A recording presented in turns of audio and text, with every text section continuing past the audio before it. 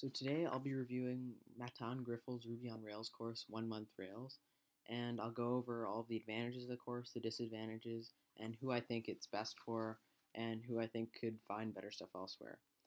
So basically, the number one thing that I would say to know about 1 Month Rails is that it really is a beginner's course. And if you're a beginner, there is no better place to start learning Ruby on Rails than 1 Month Rails. It goes over everything into an easy to learn format. You don't need to have that much technical knowledge to get started. And there really is no better way to learn Ruby on Rails. And just there's no other course out there that jumps you right in, gets you started building apps right then and there in the first few days in such a way as 1 Month Rails does. But if you're a more advanced user, there are better places to find courses. There are better places to learn programming than 1 Month Rails.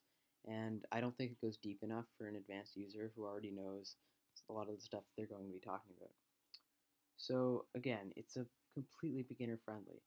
It You don't need any prior programming knowledge to get started, and you can have limited knowledge of computers to understand, and you can still go through each of the videos of the course and do well and completely understand Ruby on Rails in building simple web apps by the end.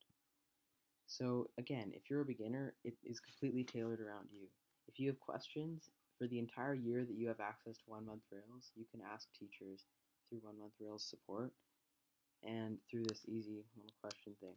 So he'll also show you where to find good support online if you want to get it right away, but their teachers are helpful, and if you have any questions, you can just ask right there using Zendesk. So again, it has 1 year access. So for the whole year for the year after you've bought 1 Month Rails, you have access to all of the videos. You can download them, you can watch them in your browser, you have access to the lesson notes, and you have access to support.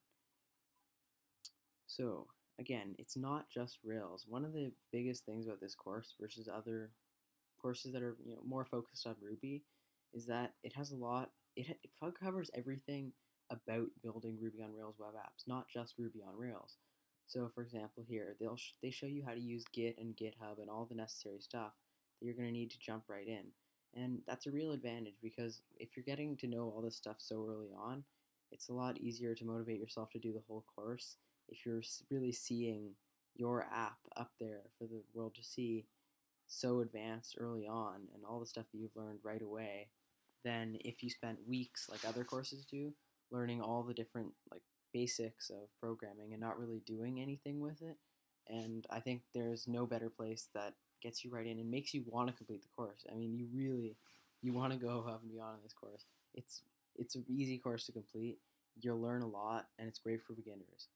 But again, its biggest disadvantage is again that it's great for beginners because it's so focused on beginners.